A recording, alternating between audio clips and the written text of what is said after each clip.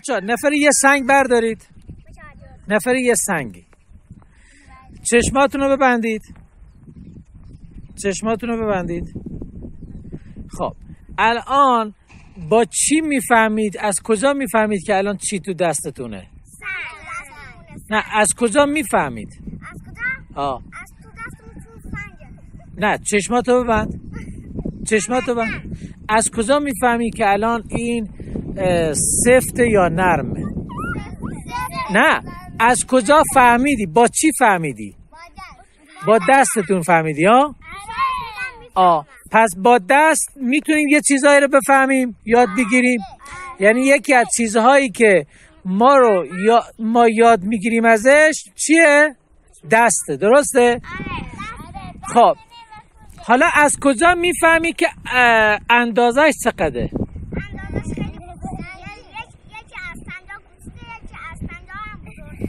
هم تیز هم هست. بچه‌ها ما از کجا میفهمیم که از کجا چیزهایی که داریم اطرافمون میفهمیم؟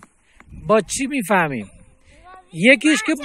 یکیش که با دست بود. بعدیش با چیه؟ با چشم. دیگه با چی؟ با بینی چی رو میفهمیم؟ با بینی بو رو میفهمیم. با چشم آفرین روشن میبینیم. خب حالا میخوایم مرحله بعد الان میوه‌ای که تو دستمونه ما با چشممون چیشو میفهمیم؟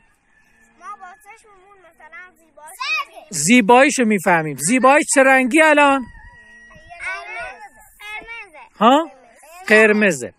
با دستمون چیشو میفهمیم؟ خیلی نرمه. نرمیشو. آفرین.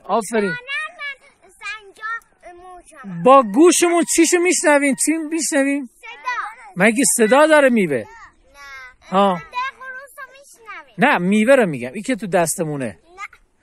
خب پس با دستمون چیشو میفهمیم؟ نرمیشو. با چشممون زیباییشو گفتید. با دیگه با چی؟ با دهنمون چیشو میفهمیم؟ مزهشو. بخورید ببینیم مزهش چطوریه. مزهش عالیه. نه چه مزه‌ای داره؟ شیرینه، ترشه؟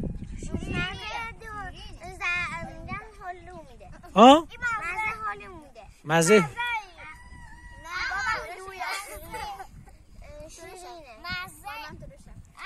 ها.